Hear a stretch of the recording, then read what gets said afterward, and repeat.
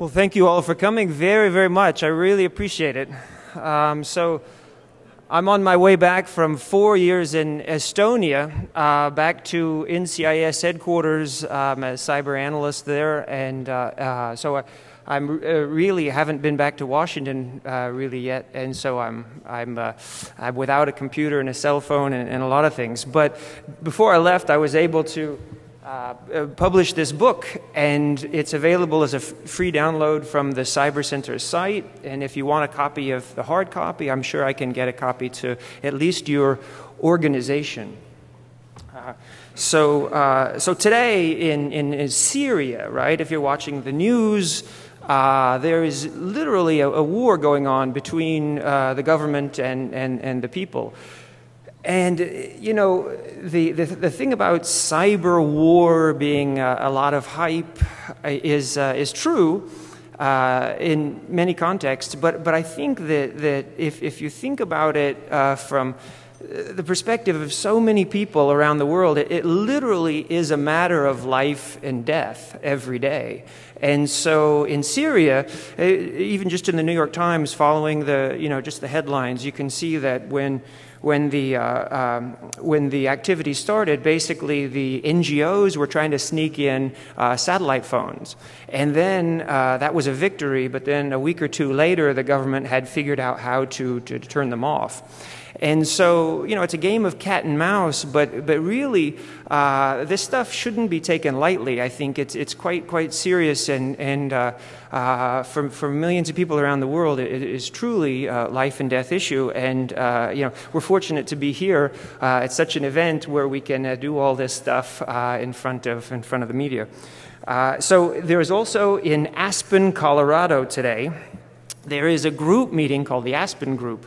And these are people, Madeleine Albright, Colin Powell, kings and queens show up at this event as well, and they discuss national security issues. And they're meeting today. And I'll let you guess what the topic is at this year's meeting. It's not goat herding, it is cyber. And so I had a chance this week to look at their topics of discussion. And, as you can imagine, at this level, these are all academics and diplomats. And the theme was the Peace of Westphalia, right? I don't know how many historians we have here. I don't know a lot about the Peace of Westphalia. But, basically it was the first modern diplomatic conference that sort of ended the 30 and 80 years war. And it was sort of the foundation of one of the big pieces founding the modern nation state.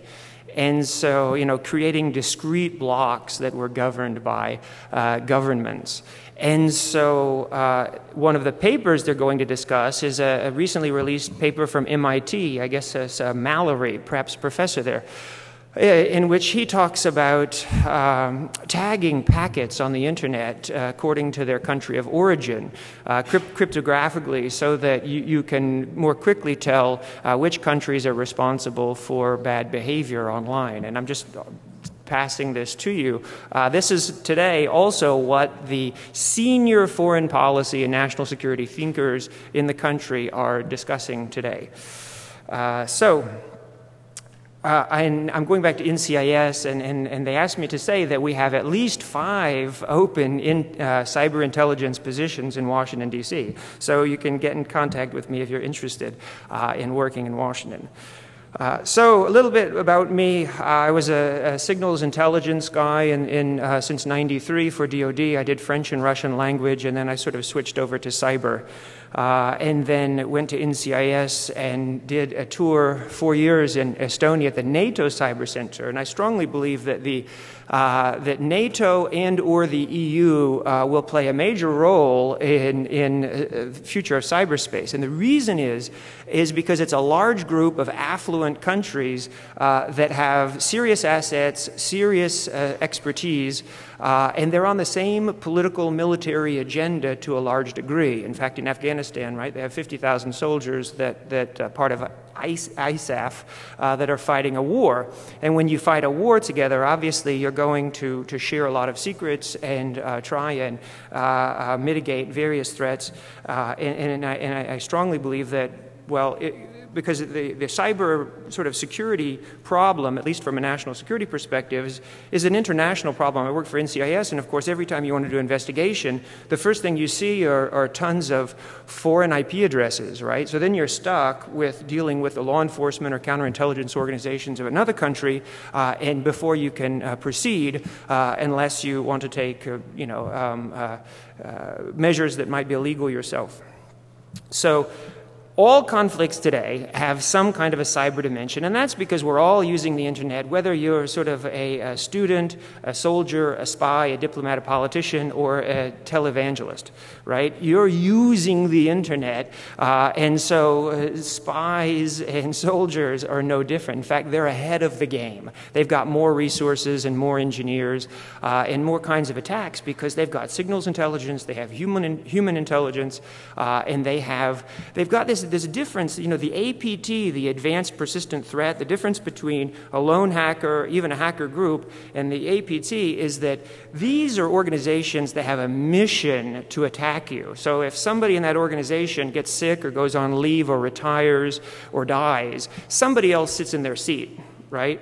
And they have, a bonus, they have retirement and all this, and that's what makes it the APT, right? There's not going to be a time that the intelligence service of country X is not targeting the intelligence service or the government of country Y. But nobody knows how big of a threat cyber war and cyber terror are. In fact, there's a lot of hype, and there's a lot of arcane tools and tactics that politicians don't understand, and they're speaking about without sort of connecting the tactics and strategy of cyber. But this talk is going to be about strategic solutions, and so I think it's cybersecurity has essentially evolved from a technical discipline to this big strategic concept that politicians can understand. And they, instead of managing 1, 10, or even 1,000 computers, have to think about millions of computers. There's about 400 million computers in the United States that are connected to the internet. And so it's a lot like alcoholism or the drug policy or education or something. You're trying to think about how to come up with national solutions to this, and so that's what we'll look at. These are a combination of different mixtures of technical, political, and military. But I'm trying to think, if you're sitting in the White House or you're sitting in the biggest office at the Pentagon with a window, how you're thinking about cybersecurity. And I think IPv6 is one of the possible solutions that you're looking at. I think basically updating military doctrine in accordance with the best of our understanding of military doctrine, i.e. Sun Tzu. You're trying to deter cyber attacks. You're trying to threaten either to deny someone the ability to attack you or to punish them for attacking you. And you're trying to articulate that to your adversary, which is deterrence. And then arms control. Is it possible to limit the spread of cyber weapons? And so these are 4 different strategies, and what I want to do in this research is just look at them individually and then try and prioritize them. If you had $100 to spend on these 4 strategies, how would you divide that money up? So the book basically has 5 parts, and it's in the beginning I talk about the history of computer security, and I start in 1837 when Charles Babbage at Cambridge University first designed the analytical engine that was never built because it was about 100 years ahead of its time. And so moving really past World War II, when you had examples of really powerful computers that demonstrated, the UNIVAC, basically saying with 1% of the, sample of the United States population, you could predict the winner. In fact, it did. So I talk about a little bit about my background as a cybersecurity analyst and the challenges there, and in particular some big events like in Estonia last year we did a 7-country, there was over 100 engineers involved, took us about a year, and I got to be the analyst to it. It was called Baltic Cyber Shield, and we did a terrorist scenario against power plants. And so we had 7 blue teams from Northern Europe, and then we had a red team of 20 hackers trying to basically turn off the lights. And so in the real world impact, I talk a lot about internal security, and that's where it all starts, I think. And it's never clearer than if you look at Belarus, Zimbabwe, Turkmenistan, China, North Korea, countries where there is a high level of tension between government and civil society on the internet. There's plenty to look at to understand how, on a daily basis, cybersecurity really, really matters. And governments like in Belarus, for instance, every time there's an election, basically, the opposition supporters and the opposition parties can't speak to each other because they either turn off the internet or they make it so slow that your packets basically, it takes 5–10 minutes to load. So then I look at the strategies, technical, military, and political. And I use this thing that's developed in Switzerland called the Decision-Making Trial and Evaluation Laboratory. It's really, really simple mathematics. You just try and put things on the table and push them around and sort them until you see which are the most influential pieces on the table. And then that's where, in part, you could place your money. You want to see, if your goal is to get from here to there, which pieces are more influential or more dominant in the system than others. And in particular, Dematel calculates indirect influence. And they just does that through a simple matrix mathematical calculation. So if A affects B, but B affects C, well, how does A affect C? And that's what Dematel does very quickly for you. So IPv6 being a technical solution, art of war purely military, and then the other two are sort of hybrid, and I think this is interesting. Deterrence, I think, is military political, and arms control political technical, and this has implications, I think, which you'll see later in the presentation. Well, IPv6, right? So this is, after doing this research, I really think that it was never more clear to me that a technical problem needs a technical solution. It sounds intuitive, but if you have a cybersecurity problem, but then your first inclination is to sign a political agreement not to attack each other, it really doesn't get you very far, does it? Right? Because you're relying on the current events, you're relying on rationality and diplomacy, etc. So just this morning, actually, on the History Channel, as I woke up, they were talking about the sale of F-14s to Iran in the 70s, and this was a big deal because these were the most advanced fancy planes in existence, and we decided to sell I think 79 of them to Iran, and then they had a revolution, right? And so all of a sudden these planes that we had intended to be sort of hedging against the Soviet Union, all of a sudden we were trying to figure out how to destroy them. So with IPv6, I think the beauty of it is that it's a technical solution, or it's a proposed solution to a technical problem. And what's the problem? Okay, with IPv4, it was chosen because it was simple and easy to manage. It didn't have the fancy attributes of some of its rivals. IP1 because it was simple and easy to manage. Well, IPv4, okay, is great, but it has flaws. Nothing is perfect. Neither is IPv6, by the way. But with IPv6, one of the things you have is you have defined within the protocol IPsec. So you have to a greater degree, with native abilities, you can authenticate and encrypt. And that's why the Pentagon and China, are very interested in IPv6. Now, from the Pentagon's perspective, when you launch a satellite into outer space, you have to think at least 8 years in advance, right? And so these have all been IPv6 capable for a long time. And but basically, from the American perspective, to quote one of our generals, he said, in the future with IPv6, anything with an electron will have an address, right? And the thing about IPv6 is, so you always see, I just saw yesterday in the news, it was saying it has a lot more addresses than IPv4. That's not even close to the truth.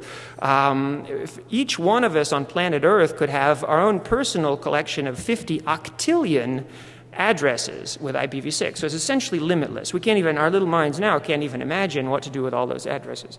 And so China, if you look at China, they're looking at basically The Internet Society spokeswoman there has said that the future of the Chinese Internet is no anonymity.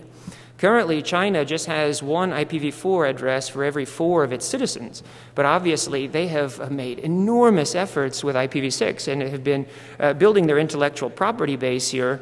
All of the 2008 Olympics, from soup to nuts, so start to finish, it was entirely an IPv6 operation.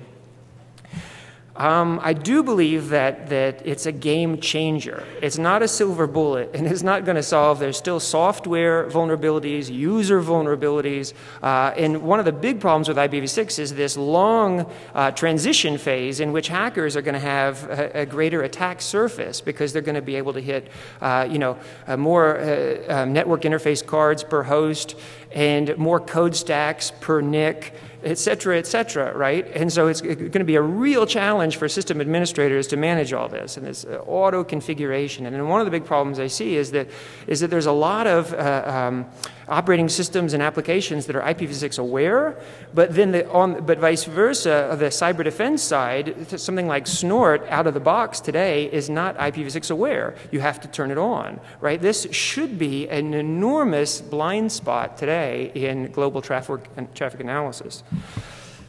Art of War. So Art of War, I'm sure you've read it or heard about it. If you haven't, it's well worth a read. But basically, everyone is using Art of War around the world, to find a date, to be successful in business, to win in sports, and it's concise, it's easy to read, and it's very compelling. And so that's one reason it's lasted for so long. Considering it just, say, the ideal military doctrine, you really can't read a modern, military treatise without, 10, 20 quotes of the Art of War. You could say, okay, this is the ideal, and what we're going to do is we're just going to treat cyberspace as domain of warfare, which militaries are going to do. It's a no-brainer. But how, can you use the Art of War in this way? And what are the differences of cyber? Here in the bottom, those 2 bottom pictures, by the way, on the left and the right, this is in Syria. This is an alleged nuclear reactor. And if you've seen it in the news lately, the IAEA in Vienna is still very upset about this and is trying to get Syria to open to inspectors, and they won't do it. But this is the nuclear reactor before and after an attack that was almost certainly the Israeli Air Force that demolished it. But the key piece here is that it's been widely speculated that a cyber attack essentially turned off the Syrian air defense prior to the jets crossing the border. Right? And so this age-old question now of whether an electronic Pearl Harbor or a digital Pearl Harbor is even theoretically possible has probably been solved long ago, only we didn't hear it, we didn't see it, because as I saw in the news today, one of the speakers said that in Starbucks, no one can hear a laptop scream. Right? So that's pretty clever. But in my paper, or in the book, I talk at least about 10, these were maybe the top 6, aspects of cyber warfare that really, as I think of Sun Tzu and read through the text, I can't imagine that Sun Tzu wouldn't be quite surprised at these differences between the era when our generals grew up and today, how different things are. So some of these are characteristics of the cyber battlefield, and some of them are characteristics of cyber attacks, but just think it's an artificial environment entirely made by people that you can, in fact, tailor to national security requirements. You can, in fact. If you don't like it, you can change it. The geography, if you're planning an attack on your adversary, and you've been spending months getting ready for the attack, what if they unplug from the net for routine maintenance, the day of your planned attack. So the only equivalent would be an earthquake or a snowstorm in the real world. Physical proximity everyone is a neighbor in cyberspace, right? And so, the beauty, if I'm an American hacker and I want to hit an American bank, well, I just route my attack through Africa, Asia, and Europe, and then I hit the American bank, right? And it might be down the street from me, but my attack has traveled through countries with which my government probably has poor law enforcement or counterintelligence cooperation, and so it's going to be difficult to find me. One of the things I think about, too, is the blinding development of technology. So even if you're, you know, the best intelligence service in the world, I think this is a very scary time for you, because you cannot be sure that your adversary, your rival, your peer out there hasn't developed some kind of an attack, of a zero-day, you know, that you don't know about, that you couldn't even conceive of. You can't imagine, because you're coming up with such attacks, but so are they. And perhaps you can't, you will never know about it, right? And so this is a real challenge. Lastly, I'll just mention that I think there are a few moral inhibitions to hacking, and I think this is because, you know, in Aspen today, they're going to talk about what can we do as international diplomats to lower the level of essentially computer network operations, right, C&E around the world.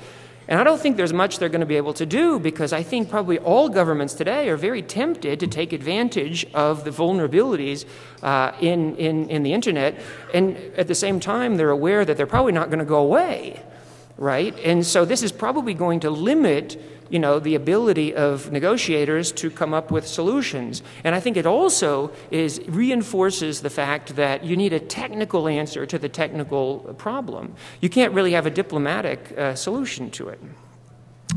So next, deterrence. So up on the top left, is anybody recognize this guy? Wilkie Collins. Anybody read this guy? He's a contemporary of Charles Dickens. And he sort of, evidently he's a great writer. But he also, during the Cold War, his name came back into prominence because he said back in 1870, despairing about war in Europe, he said, you know, we're only going to stop killing each other when we develop a weapon that will destroy the whole planet. Right? He said I can't imagine it's going to happen until then.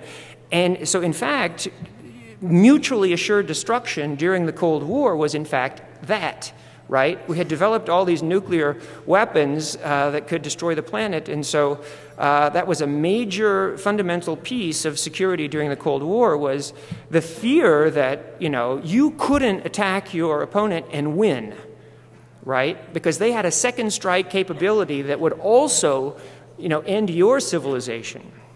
So on the bottom right, this guy's name is Bernard Brodie, and he is known as the American Clausewitz. And so in 1946, he wrote a book on nuclear weapons that is still very important in the field, in which he said also something very profound.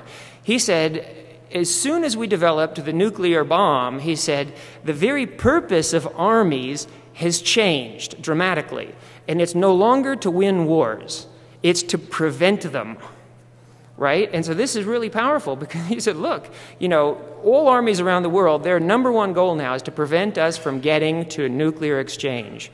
And so I could talk more about these pictures, but I think I'll move on. It's an analogy with deterrence, but the point is about cyber attacks. I think that cyber attacks they're best thought of as a means to an end, a very powerful means to an end. But they're not an end in itself. But if you look at the New York Times and Department of Energy, what you will see is over the last probably 20 years, China has stolen technology related to our nuclear weapons program to a staggering degree, right?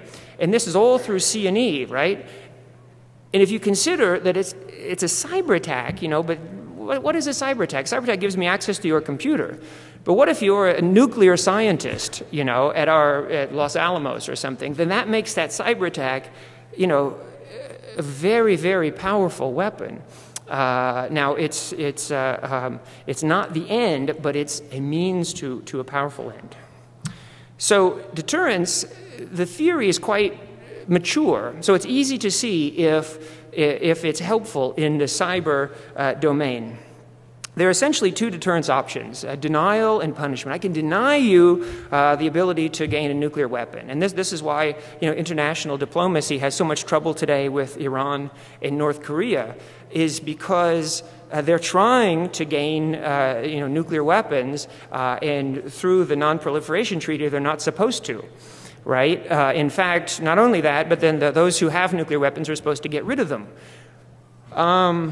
So denial of the technology is a fundamental piece with deterrence. However, it's hard to imagine that you can deny access to hacker tools and tactics. And that's a fact, right? I mean, look at us here today. There have been over 1,000 presentations given at DEFCON since it began. And we can sit here and talk all day about hacking. So denial is probably unreasonable. So then we're left with punishment. And on the requirement side, for either option, you have to be capable of enforcing deterrence. It has to be communicated to your adversary in compelling terms. A big part of military doctrine is not only to prepare your soldiers for battle, but to communicate to your adversary what will happen to your adversary if they cross a certain threshold. Right? So this is really important. So with hacking, not only do you have to be capable of attacking back, but you have to communicate that, which we're trying to do. You've seen the Pentagon saying, we might, in response to a cyber attack, drop a bomb down your smokestack. And I think the Stratcom commander said, retaliation for a cyber attack will not necessarily be limited to cyberspace. So they're communicating. They're trying to communicate. But the fact is I think two key aspects of cyber attacks make deterrence unlikely, and that's attribution and asymmetry, right? So those need no, I think, definition for you. But basically, if you're trying to punish an attacker and you don't know who they are, that sort of negates the capability to respond, right? It's the attribution problem. And the asymmetry problem, when with Mafia Boy, you can, at 15 years old, shut off, many of the most prominent companies on the internet and then head off for school. That's an example of asymmetry, and there's countless examples of asymmetry. And just think of the perspective of a student. And if you're a student, instead of the older people in the room, when we were students, we used to have to go to the library at night and page through books. What are books, right? And but today, if you're a student and you think, I want to write about this particular topic, you log into an academic database, and then you go into Thomson Reuters or something, and you sort a search on your topic just by citation count. And in minutes, maybe 2-3 minutes, you've got a list of the top 20 articles ever written on the topic you want to write about. And you can print them off or save them to your desktop. Is a big difference. So attribution and asymmetry, I think, really chip away at capability and credibility. So lastly, we have arms control.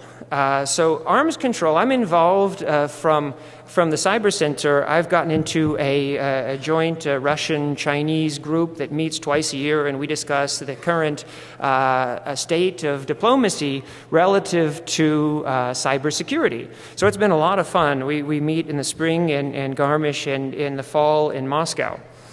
And the Russians in particular have suggested that the Chemical Weapons Convention be a model for a cyber weapons convention.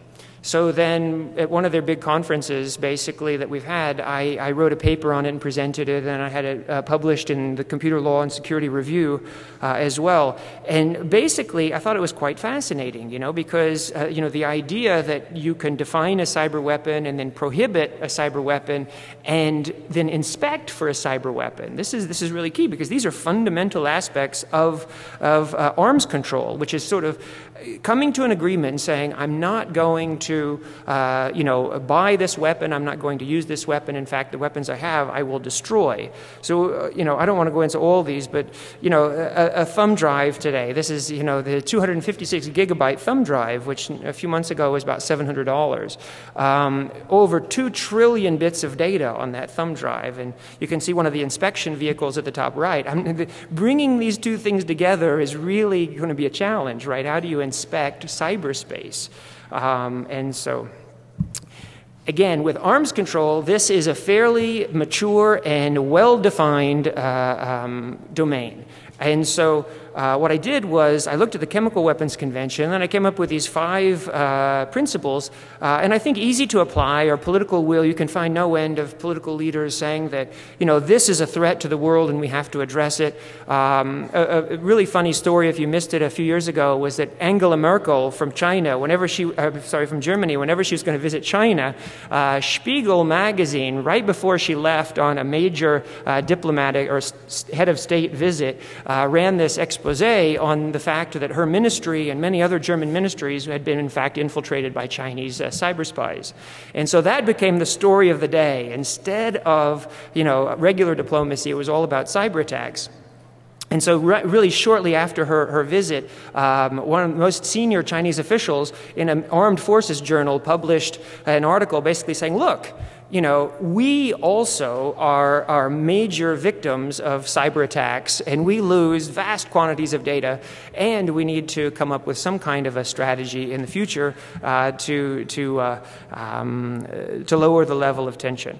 So I'll skip over to the hard to apply. Basically, I think prohibition and inspection, and these are 2 fundamental aspects of arms control, very difficult to imagine in cyberspace, because how do you define a cyber weapon? It's very, very difficult because, you know, the imagination of a hacker is big, right? And so, in fact, hackers are quite adept at guessing passwords, using default configurations to break into a system, et cetera, et cetera. And there might not be any hacking at all. There might be anything that looks like a cyber weapon.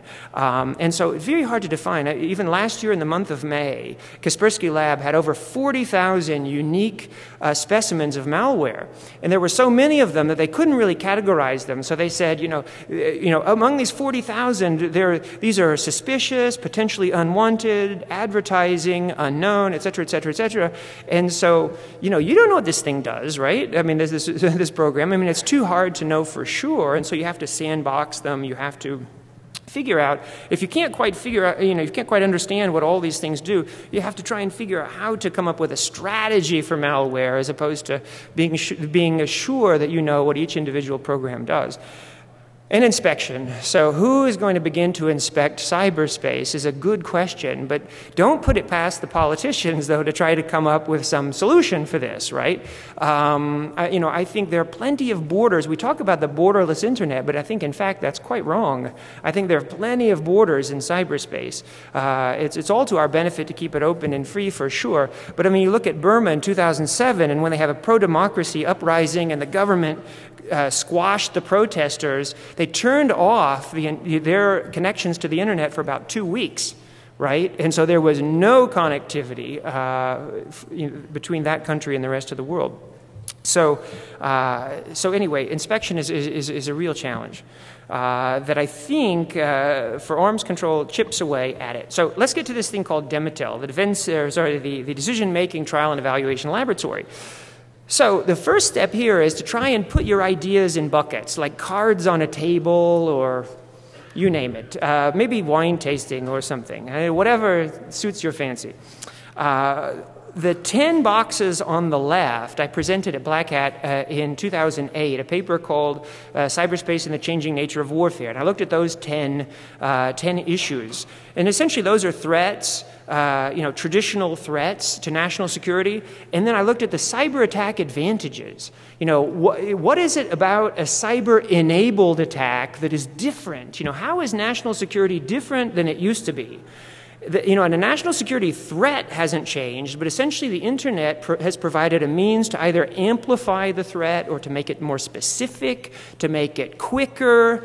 However, I mean, but again, there's all kinds of ways you can look at it. I mean, like an example like WikiLeaks, you're taking like one maybe point of information, maybe a classified database, and you're broadcasting it to the world, right? That's an example of, you know, this.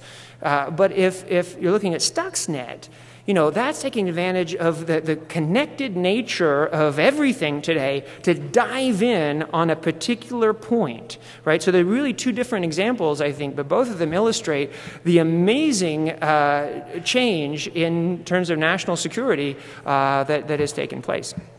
So then look at the CIA in the middle and a couple of targets.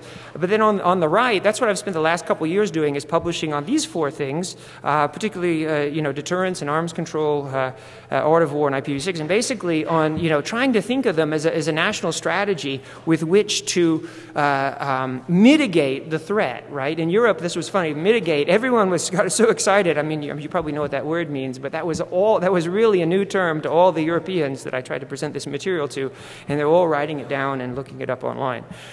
So this slide is a blow up from the book. It's not quite that clear, but essentially you've got this national security threats and the targets, and then you've got those advantages matched with, say, the traditional attack categories brought together to amplify or make more specific or make easier recon, you name it, lose physical distance between adversaries.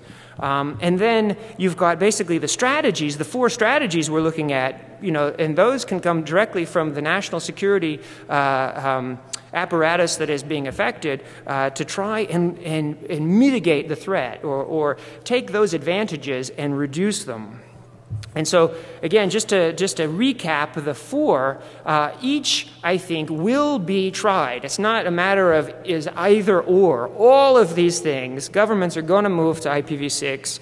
They're going to try and update military doctrine. They're going to try and deter cyber attacks. Even if it's, even if you can't hit somebody in a military sense, you could still collect data on the intrusion and publish it, right? And embarrass someone and say, look, your hackers are in my network, get them out, or else, there's more that you can do besides military, diplomatic, economic, peer pressure, whatever it is.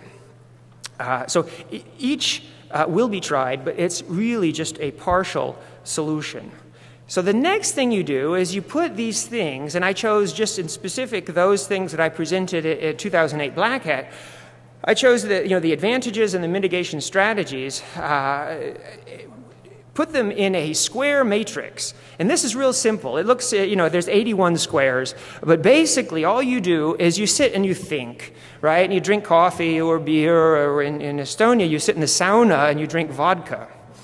And you try and come up with a number that is the relative influence between the two concepts. And I wouldn't get hung up on any one of these because I'm sure they're mistakes and you would have your own. But the cool thing is the mathematics is really simple, and you can tailor a matrix very quickly actually to your own needs. But basically, you can see here there are rows and columns, and if you look across the rows, this is the influence that the concepts are projecting into the matrix, projecting into the system. And then if you look at the columns, they're the same concepts, but it's how they're being influenced by the other concepts in the system. So it's real easy, and I'll show you in a second more clearly. But basically, you add the rows and you add the columns, and then you can do more creative things. If you add the rows, what you get is the direct influence. And so all you're doing is adding those numbers across. And the clear winner to begin with in the first matrix is anonymity. And I do believe this is quite logical. The most important factor today in strategic cybersecurity is the anonymity of an attacker. The reason is because deterrence, retaliation, prosecution, pressure, you name it. If you don't know who's attacking you, none of those things are going to work, or at least work very well. The second thing is the myriad IT vulnerabilities that they have that they can attack, right? So there's about 100 additions to CVE every month, right? And so that provides an enormous amount of room of attack space, and there are 0 days. And if you're talking about a military or an intelligence organization, they have signals intelligence, they have human intelligence. If they want your password, they're probably going to listen to your phone call, right? And they're going to get it out of some out-of-bounds channel. And so what does that do? I mean that's sort of a nation-state threat, again, that really separates nation-state from any other organization, is just the engineering resources, the money, and the time horizon and the mission that they have.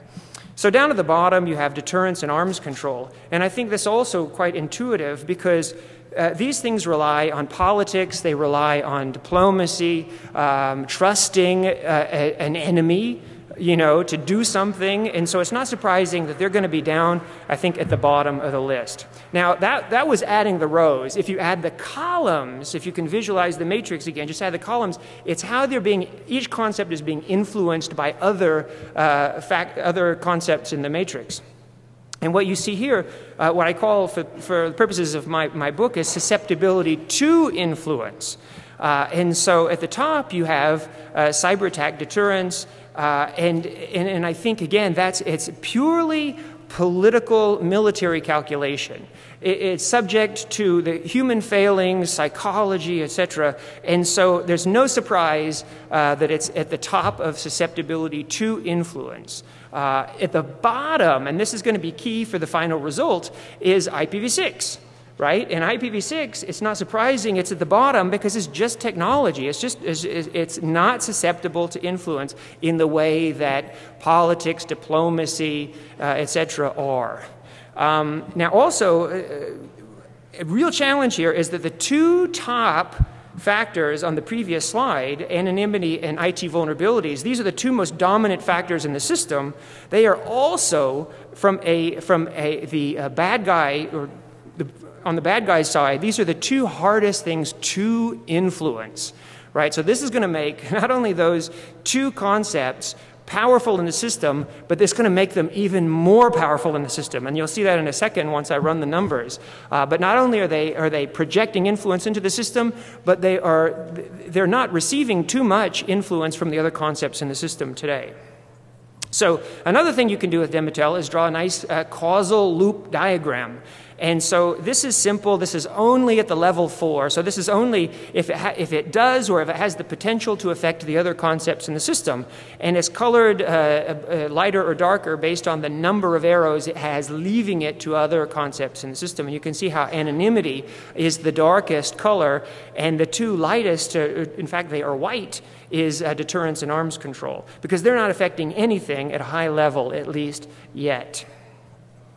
So here's what Dematel does well, is it figures out how, in this case, C is affecting A, even if C doesn't really affect A or has a low level. You know, if somebody in the front row has an influence on somebody in the second row, and somebody in the second row has an influence on the third row, if you think about it, it is absolutely for sure that somebody in the third row is going to be impacted by somebody in the first row. You get the general idea. And that's what Dematel does, basically, is very simple mathematics that basically, if you look back to the other, you'll see that nothing in the beginning matrix affects itself, right? Those are all zeros down the big diagonal.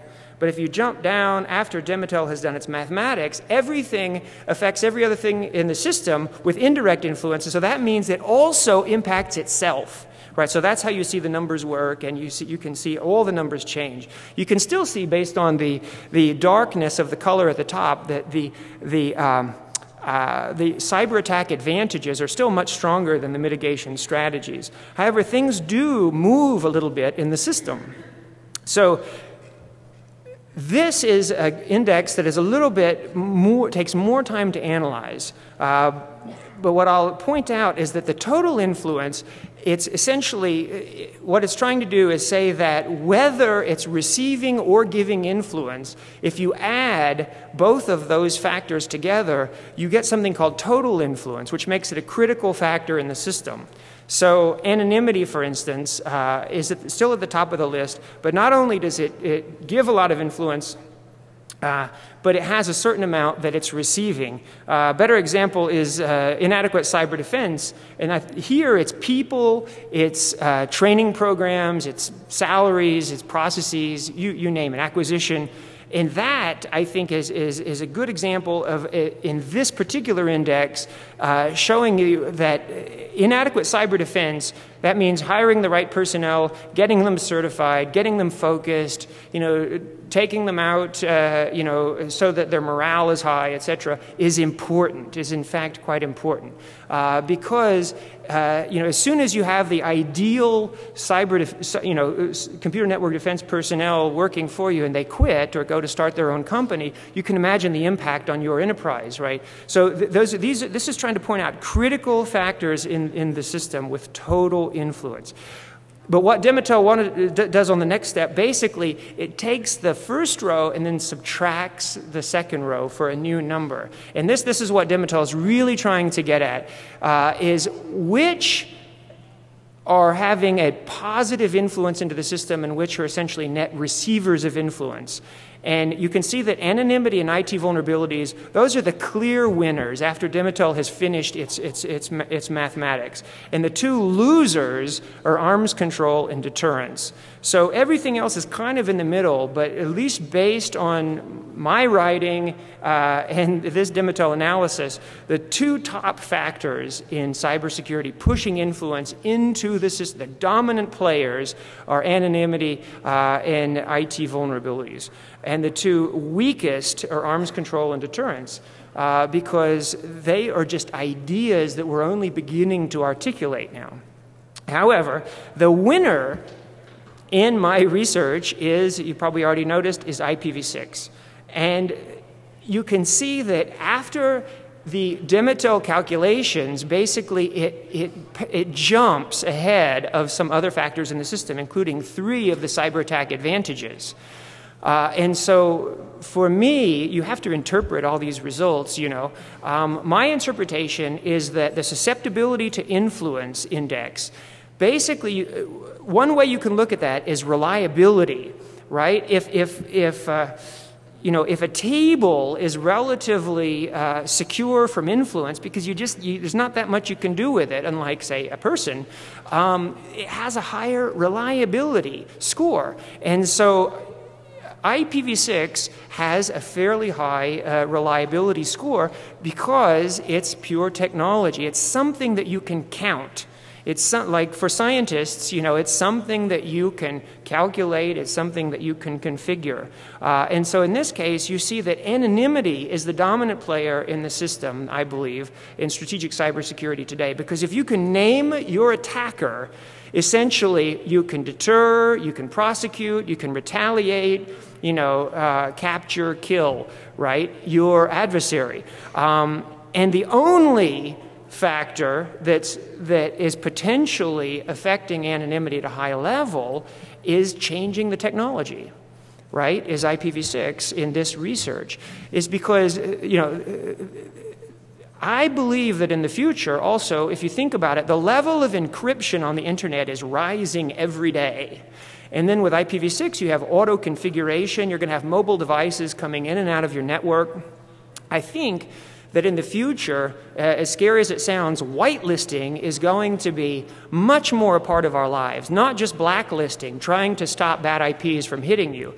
If everything is encrypted, you are going to more than ever want to know who you're communicating with and who the people in your organization are communicating with. And so how are you going to do that? You're going to try and authenticate them, right? You're going to authenticate them with IPsec, DNSSEC, telephone, biometrics, however you're going to do it, but you're going to want to be sure who you're communicating with because everything is going to be encrypted, right? And so that's why you need to affect anonymity. Not only do we need to affect it today, but as everything gets encrypted, it's only going to be more pressing, the concern. And so the one factor in my research that I think with a high level of reliability can affect anonymity is a technological solution, not a political solution or a diplomatic solution. So here, these are the cyber attack advantages. They don't change. but the mitigation strategies after the calculation of indirect influence do. The winners were IPv6, and then arms control passes deterrence. Deterrence was essentially what? It was military political, but arms control was political technical. Right? Even though it seems very challenging to try and figure out how to inspect malware or to prohibit malware, at least it gives you something to work with, right? And it gives you, hopefully, something that computer scientists can work on. And so, in conclusion, I would say from the tech, military, political, technical, military, political, if you only have $100 to spend, I would suggest that you focused first on fixing a technical problem with a technical solution, and then updating your military doctrine, and only lastly, trying to sign some sort of international diplomatic political agreement. And I'm by nature quite an optimist. So that's against my better judgment. These are the publications that went into the book. Again, it's a free download, so the price is right. And feel free to email me or call if you have any questions, or if you'd like a hard copy for your organization. So many thanks for your time, and all the best.